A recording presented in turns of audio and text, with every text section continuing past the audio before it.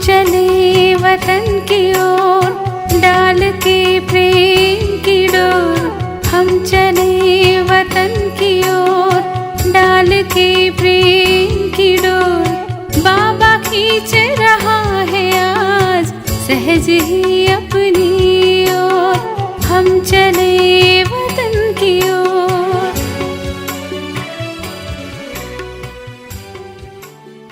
ஓம் சாந்தி.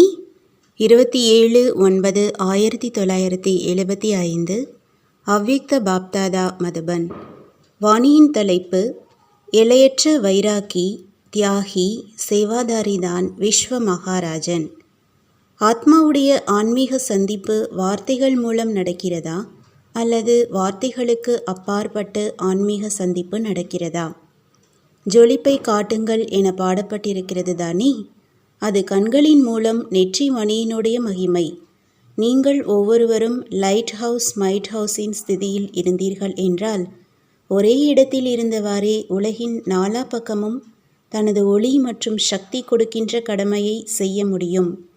இதிலும் விஸ்வ மகாராஜன் ஆகக்கூடியவரே light house might ஹவுஸாக இருப்பார். ராஜ பதவி பெறக்கூடியவரின் தொடர்பில் வரக்கூடிய பணக்காரர்கள் அல்லது பிரஜைகள் லைட் ஹவுஸாக இருக்க மாட்டார்கள், ஆனால் லைட் சொரூபத்தில் இருப்பார்கள். லைட் மற்றும் மைட் ஹவுஸ் இரண்டிற்கும் வித்தியாசம் இருக்கிறது. விஸ்வ மகாராஜன் ஆவதற்காக எதுவரை விஸ்வ சேவாதாரியாக ஆகவில்லையோ அதுவரை விஸ்வ மகாராஜன் ஆக முடியாது. விஸ்வ மகாராஜன் ஆவதற்காக 3 நிலைகளை கடக்க வேண்டியிருக்கும். முதல் நிலை ஒரு நொடியில் எல்லையற்ற தியாகி, யோசித்து கொண்டே நேரத்தை வீணாக்குபவர் அல்ல, ஆனால் உடனே மற்றும் ஒரே அடியில் தந்தை மீது பலியாக கூடியவர்கள். இரண்டாவது நிலை எல்லையற்ற நிரந்தர கலைப்பற்ற சேவாதாரி மற்றும் மூன்றாவது நிலை சதா எல்லையற்ற வைராக்கிய உள்ளுணர்வு உடையவர்கள். எல்லையற்ற தியாகி, எல்லையற்ற சேவாதாரி, எல்லையற்ற வைராகி, இம்மூன்று நிலைகளையும் கடப்பவரால் தான் விஸ்வ மகாராஜன் ஆக முடியும். கூடவே இறுதியில் லைட் ஹவுஸ் மைட் ஹவுஸாகவும் ஆக முடியும். தன்னைத்தானே சோதனை செய்யுங்கள். 3 நிலைகளிலும் எந்த நிலை வரை அடைந்துள்ளேன் என்று தனக்குத்தானே நீதிபதி ஆகுங்கள். தர்மராஜ்புரி செல்வதற்கு முன்பாக யார் தானாகவே தனக்காக நீதிபதி ஆகிறாரோ அவர் தர்மராஜ்புரியின் தண்டனையிலிருந்து தப்பித்து விடுவார். தந்தையும் குழந்தைகளை தர்மராஜ்புரியில் பார்க்க விரும்பவில்லை. தர்மராஜ்புரியின் தண்டனையிலிருந்து தப்பிப்பதற்காக சகஜமான உபாயம் என்ன என்பது தெரியுமா? இப்போதும் கூட ஒரு பழமொழி வழக்கத்தில் உள்ளது, சிந்தித்து செயல்படுங்கள் என்பது. முதலில் சிந்திப்பது, பின்பு செயலில் வருவது அல்லது பேசுவது. ஒருவேளை சிந்தித்து காரியங்கள் செய்தீர்கள் என்றால் வீணான செயலுக்கு பதிலாக ஒவ்வொரு செயலும் சக்திசாலியானதாக இருக்கும். செய்வதற்கு முன்பு சிந்திப்பது என்றால் எண்ணம் எழுகிறது. இந்த எண்ணம்தான் விதை. ஒருவேளை விதை அதாவது சங்கல்பம் சக்திசாலியாக இருந்தது எனில் சொல்லும் செயலும் தானாகவே சக்திசாலியாக ஆகிவிடும். ஆதலால் தற்சமயத்தினுடைய முயற்சியில் ஒவ்வொரு சங்கல்பமும் சக்திசாலியாக வேண்டும். சங்கல்பம்தான் வாழ்க்கையின் சிரேஷ்ட பொக்கிஷம்.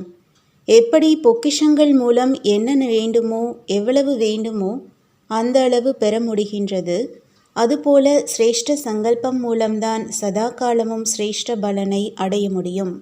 சதா இந்த சிறிய ஸ்லோகனை நினைவில் வையுங்கள். சிந்தித்து செயல்பட வேண்டும், பேச வேண்டும்.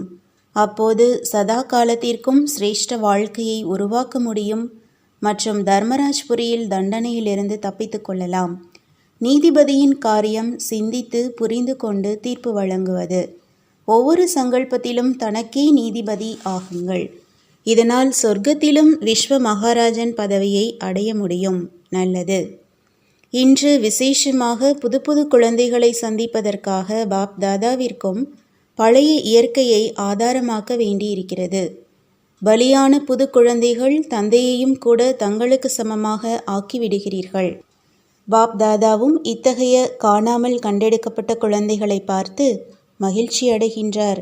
ஒவ்வொருவருடைய ஈடுபாடு, சிநேகம் மற்றும் சந்திப்பை கொண்டாடுகின்ற ஒளி பாப் தாதாவிடம் சதா சென்றடைந்து கொண்டிருக்கின்றது. ஆதலால் பிரதிபலன் அளிப்பதற்காக பாப் தாதாவும் வரவேண்டியிருக்கிறது. நல்லது.